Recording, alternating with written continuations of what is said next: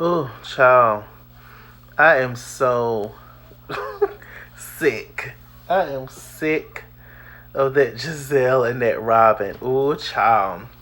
Okay, so beginning where it left off last week, um, we have, they're still at the table, child. Everything done calmed down at this point. For the most part, Robyn and Gizelle, they are off to the side saying that they want a hotel room.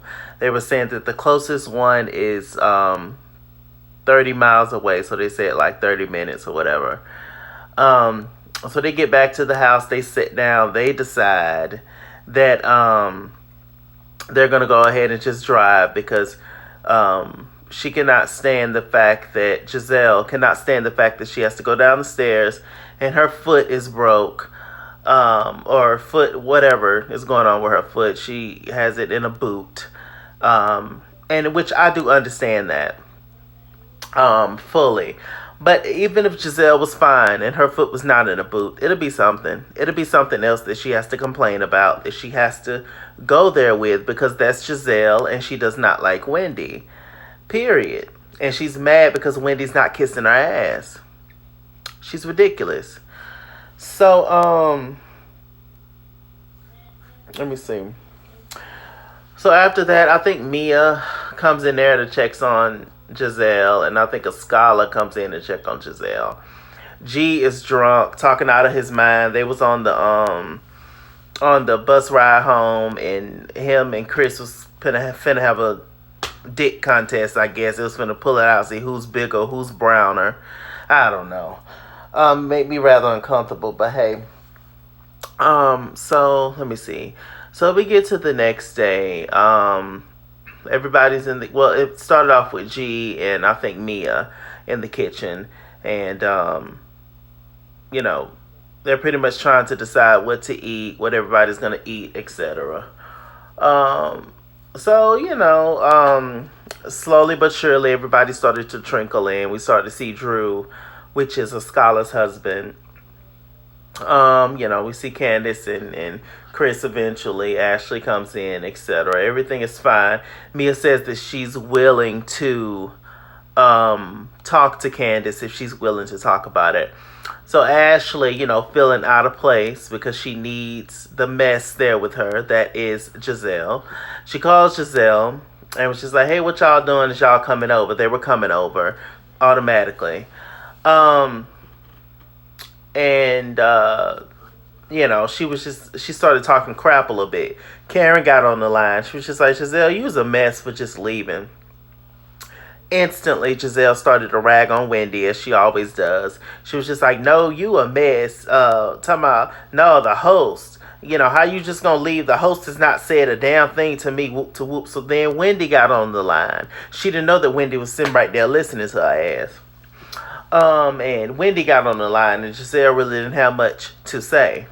So then Gizelle came over with her ugly dress, and then Robyn came over looking dry. And Gizelle went to go sit down because she got to elevate her foot and everything. We end up seeing Ray. Karen fills Ray in on everything that's been happening on the trip. Hot mess. Ray just is chill and unconcerned in his own little world, ready for coffee and newspaper. And Gunsmoke. That's what old people watch, Gunsmoke, on the TV screen. So, he jokes back and forth with Gizelle and stuff. Wendy, they go upstairs, change clothes, whatever, everybody.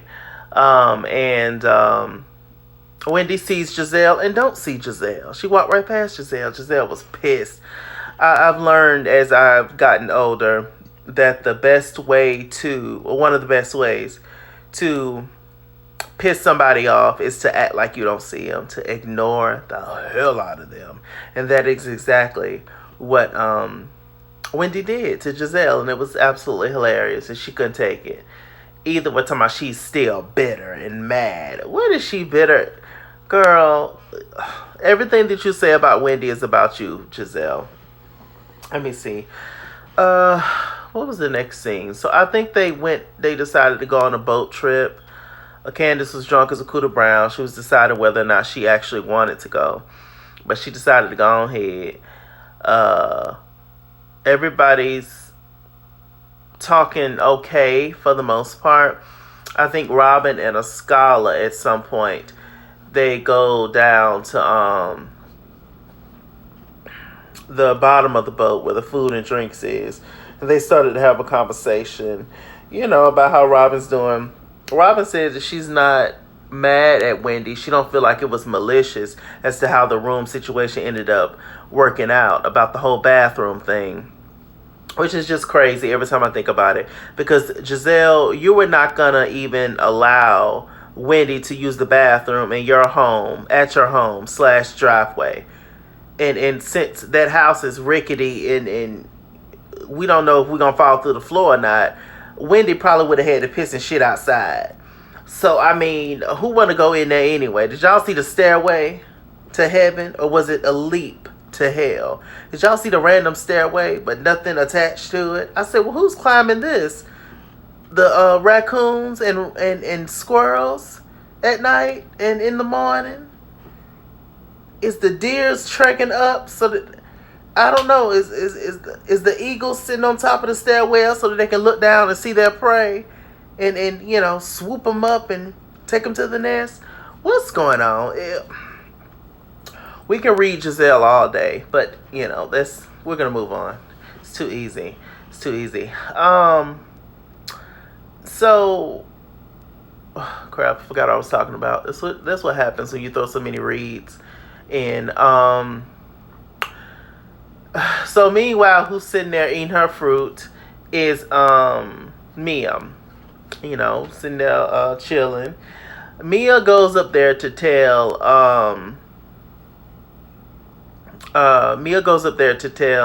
Wendy that she heard Robyn and Askale talking about her, saying that she's a different person now and their friendship has changed because Askale has asked Robyn, how do you feel about Wendy and all that kind of stuff. And Askale said we should bring it up to the group. Wendy didn't want to. Askale did not have time to bring it to the group because messy ass Mia once again took her hard-faced ass up there and told Wendy some tea. Y'all remember the first time she told Wendy some tea that Gizelle said what she said about her, that she was weak and all that kind of stuff. It's interesting because I don't even think Mia likes Gizelle. I don't even think Mia likes Wendy like that. But you enjoy getting a rise out of Wendy. You enjoy seeing Wendy cuss people out. You enjoy that from Wendy. Mia, you're a dangerous individual. That kind of scares me a little bit because you don't like me, but you enjoy seeing me come at other people. It's like, but then you get to sit back and say, oh, well, that wasn't because of me, or look at her going, I don't know, are you trying to sabotage her? Are you trying to make her look, I don't know Mia's intentions.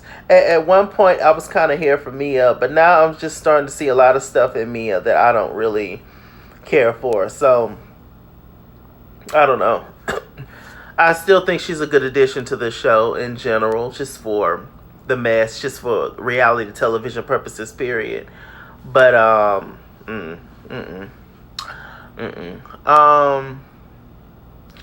but instantly, and then Robyn says that she didn't say what Mia said, and then Mia apologizes. Oh, my bad. And it's instantly forgiven. Oh, you gotta love Mia. But if that was Candiace and Wendy that did the same thing, it would be a different issue. You see what I'm saying? That's why things like colorism and favoritism and all that kind of stuff comes into play, because the rules are different for different people. The truth of the matter is that people just don't like Candiace, and so that's why nobody hardly wants to defend her. But right is right and wrong is wrong, and you have to take your feelings out of a situation. Whether you like a person or not, you have to stand up for what's right. And if you don't see the colorism, let's just call it what it is. If you don't see the fact that Wendy and Candiace could never get away with the shit that Mia does, that Robyn does, that Karen does, that Gizelle does, that Ashley does. That those two in particular could never get away with the stuff these other girls do, then I don't know what to tell you. If you don't see it, I don't know what to tell you. I don't know why black people can see racism when it's a white and black person. But when it's two black people or one ambiguous person or one person with 15% black in them and the rest is whatever, and then against a person who is fully black, you can't see that because this person this person's black too. They got a little black in them. So I don't understand that. I don't understand that. You know the history of the world. You know how this world was set up. You know what happened to us. You know how we were separated. You know how anything that is closer to white is seen as better. Like, look at the dictionary. Look at the definition of black and the definition of white. We can even take it to animals. White dogs and cats get adopted way quicker than black dogs and cats. What is a black cat seen as? Bad luck. But a white cat, oh my gosh, it's so beautiful. Look at it. It's so, like, come on, y'all. Stop. We know what it is. Or at least we should know. Come on, stop. Anyway, so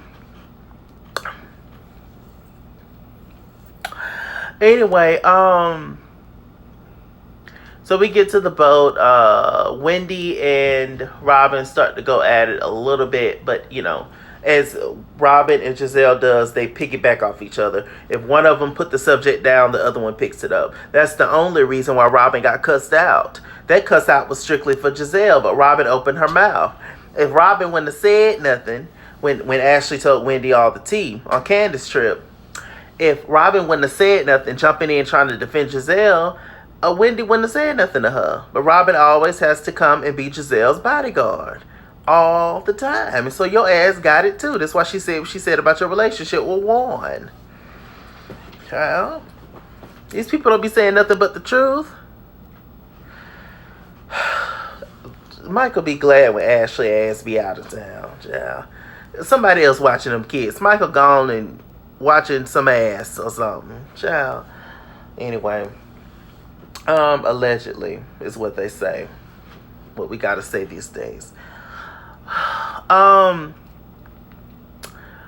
So they started arguing, Gizelle's being an asshole, being a bully, being a mean girl, which is what she does best, the hazing. She's still in her mind, she's still in her sorority, in her heydays, when I'm sure she was that girl. Wendy did not cower to them. Wendy did not want to curl her tail. Wendy did not want to apologize to them because she has nothing to apologize for.